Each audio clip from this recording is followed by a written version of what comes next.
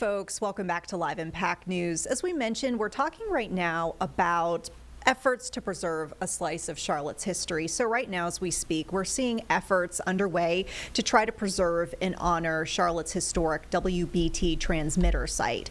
Right now, the property, as we understand, is for sale. So kind of the future of everything and the historical elements on this property, really uncertain. But we are seeing several hundred folks who have signed on to a petition at last check saying that they want in some way to see this history preserved. We want to talk a bit more about that effort, but first we actually want to take you back through our WCNC Charlotte archives because, interestingly enough, many years ago, we were actually able to get a tour inside a bunker that is on the site. And the reason why there is this Cold War era bunker there is because this was intended as a last line of public communications. In case there were a missile strike or war or some sort of emergency, there would be a safe haven for folks to be able to broadcast from. And so it kind of speaks to the importance, too, of this site and the history. So let's go ahead and roll that archive, and then we're going to bring in our interview to talk about why these preservation efforts are underway.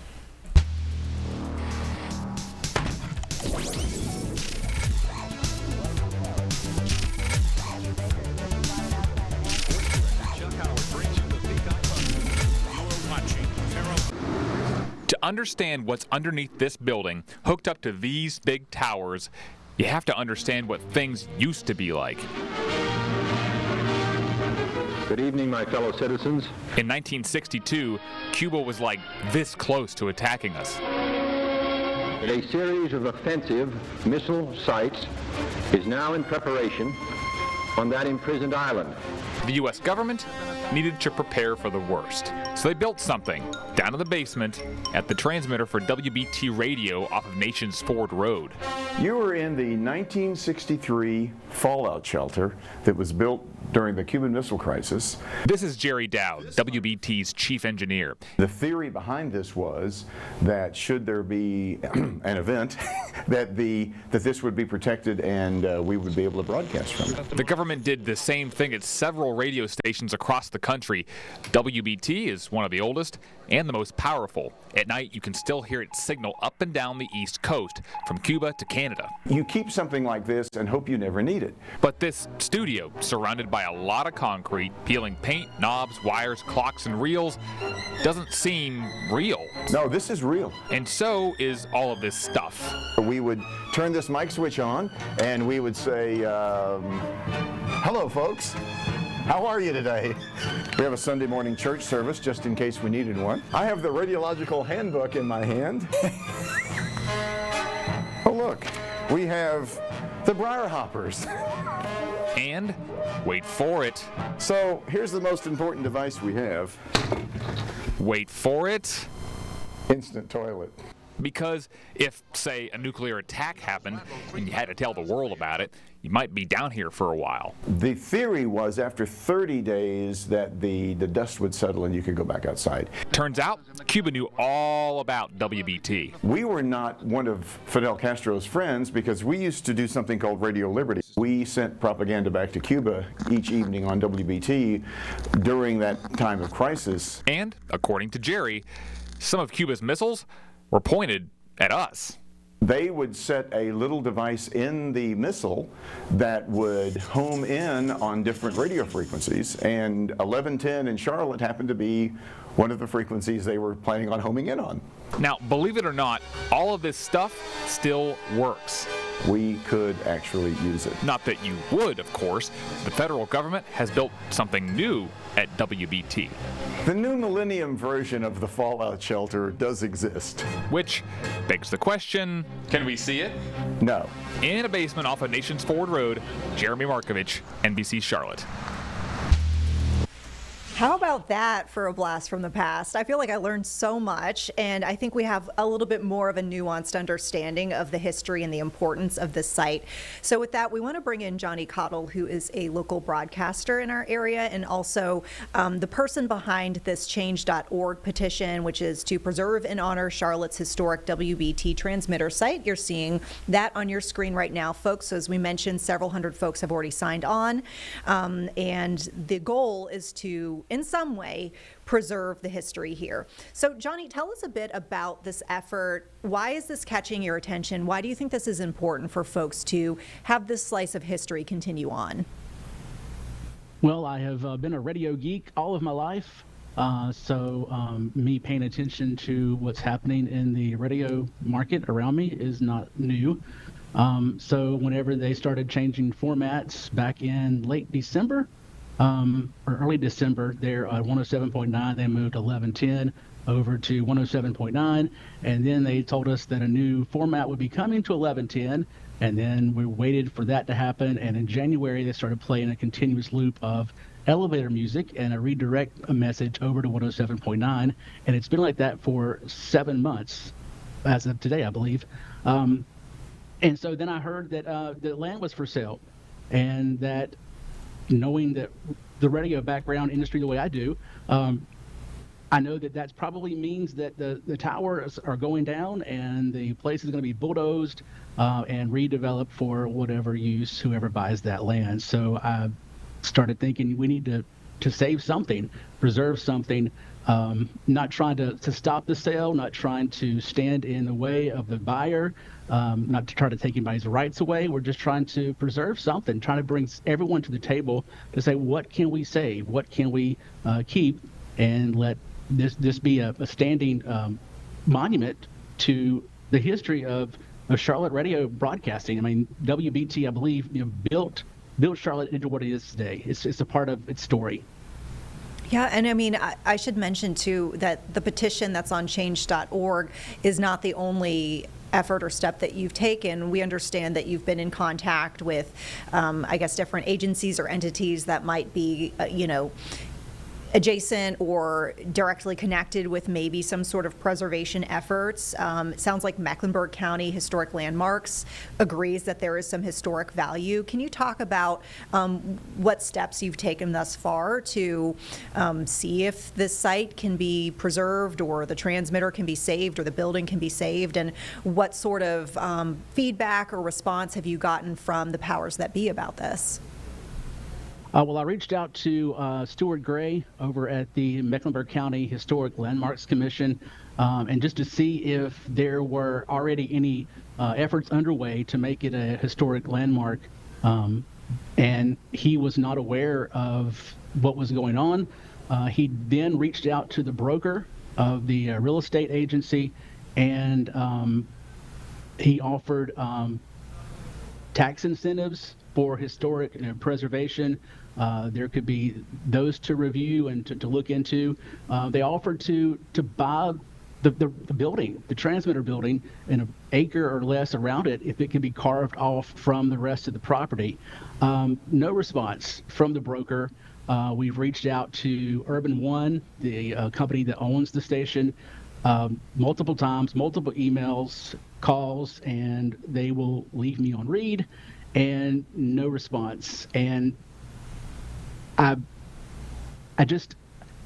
think that they are probably doing the best they can locally with the cards that they've been dealt, but their silence leaves everyone out here to draw conclusions on our own, try to connect the dots, and figure out what they're doing and what's going to happen to the station. Yeah, we should mention too, here at WCNC Charlotte, we've tried to make some outreach as well to some of these parties that you also have been trying to contact. We're also getting, no pun intended, some radio silence. But if we do get any response, of course, we will include that here in our pieces that we do going forward on this. We, see some feedback, I think, from the public whenever we talk about history, the fact that, I hear from many people in the community that there's not a lot of preserved history in Charlotte. I don't know if you feel the same way. If so, maybe that's playing into your desire to see this site or transmitter preserved in some way. What are your thoughts on how, Charlotte has preserved history thus far? When you look around, there is not much left that is old. I mean, everything is new, the new South, I guess you can call it. And I'm glad to have Sherry Lynch, John Hancock, Arrow Collins on board to support this. And Sherry was talking the other day about why is it that we bulldoze everything in this town? I mean, some things just need to be preserved. Why can't we hold on to something of the past? Doesn't mean that we don't stop going forward. Doesn't mean that we don't embrace new technologies, new ways, but just to stop and pause and say, this is where we came from. Do you have maybe a pie in the sky type of vision for what the preservation would look like a museum? Do you have, and I know it sounds like you're excited to have any sort of steps taken to preserve, but do you have, a best case, outcome for what happens with the site or the building, the transmitter, whatnot? The best thing would be for the 3 towers to stay standing and the transmitter building to stay there, but I know that's a long shot. So anything that we can do, if it's just saving the transmitter building. John Hancock did suggest making it into a museum for radio broadcasting. That'll be a great idea. If we can, keep the transmitter building in 1 tower, if all we get is a marker by the road, then that's something. But we just want everyone to come to the table and have that discussion. And right now, we're the only ones talking. Now, I know we've talked about history and changes here in Charlotte as it pertains to, the physical site and wanting to save this site. We mentioned that you have ties to broadcasting in a lot of different ways, and I'm just curious to hear your take about how broadcasting itself has changed in Charlotte during your time here, because, I know obviously lots of folks in television coming from the television side of things, but have also been in contact with folks on the radio side. And there is so much that's changing right now, even within the last few weeks here in Charlotte when it comes to the broadcast scene. Yeah, the radio market, the advertising dollars that are available have been shrinking. There is just so much competition as far as where you can get news, where you can get your music, streaming devices. There's so much more out there. So radio is just kind of being squeezed, and Radio One, Urban One, they're running the business. They're making the decisions based upon what's happening in the marketplace. So them moving the programming from WBT AM over to the FM was a no-brainer. It made perfect, just great sense to do. But as far as AM broadcasting, we're seeing a decline. Listeners are moving away from that. My daughter, my 20-year-old daughter, she does not listen to the radio. And so it's just, that is the future that we're facing. AM radio is on the decline, and everything is more FM. And I think that maybe one day there will be discussion about turning off FM as well. So it's everything is changing, and we have to move with the times. But I'd like to see some of the past remembered. Yeah, I mean, I definitely understand moving with the times. I mean, we definitely are making some, efforts to do that over here at WCNC Charlotte, as I'm sure some folks have noticed with all sorts of streaming offerings that we have in digital and social media. I think about too, maybe what are some of the benefits of keeping some foot, if you will, a foot or a toe in the technology that we have from the past, because I think about what happened with, I always bring up Hurricane Helene when we talk about having shed some of, the technology of the past. And then when the modern stuff goes away because of an emergency, a natural disaster, and things get wiped out, sometimes we find that the old stuff still works. And so I'm just kind of curious your take on, are there still any benefits to having the AM or the FM around for cases like this? There is a case for AM. At nighttime, those AM signals travel far and wide. For example, WBT. At nighttime, their signal travels from Maine to Cuba. And worst case scenario, that's all you have to broadcast. You can cover a lot of ground, cover a lot of people with emergency messages, just from that radio station. And there are several other clear channel AM stations across the country that cover large distances. To me, it seems like maybe we should keep something around in case something were to happen. The world is very unknown right now, but it's just, you can do a lot with AM radio. FM covers the entire country, so you can reach people with radio. Back with Hurricane Helene in the mountains in Asheville, a lot of people got their information. The only thing they had the information from was from the AM station, 570 WWNC there in Asheville.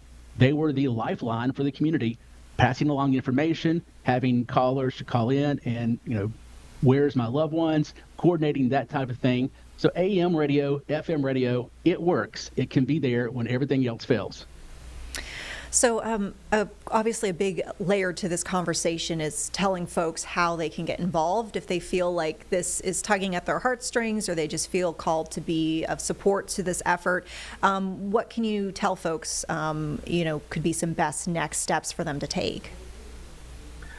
Sign the petition, go to change.org and put your name there.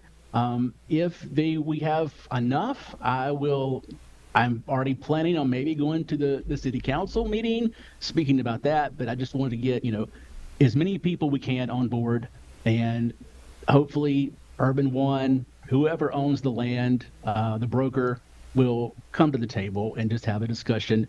They're not the villains. They're just doing what businesses do. So they're not the enemy. We just want to have a discussion. All right. Well, this has been a really interesting conversation. Is there anything you'd like to leave our viewers with here before we wrap up this chat? I just want to thank everyone who's already voiced their support, and John Hancock, Sherry Lynch, Eric Collins, Jack Anthony. If you are a radio broadcaster in the Charlotte area and you would like to voice your support, you can send me an email, cottleweather@gmail.com, or go to my socials, look up Cottle Weather, and I'd love to have you on board. All right. Johnny Cottle, thank you so much for your time. We appreciate you joining us here on Live Impact. Thank you, Vanessa. All right. Take care. And folks, we'll keep you posted as we learn as this situation develops and we get any new details or developments to share. We're going to take a break, folks. We'll see you in 2 minutes with more Live Impact news.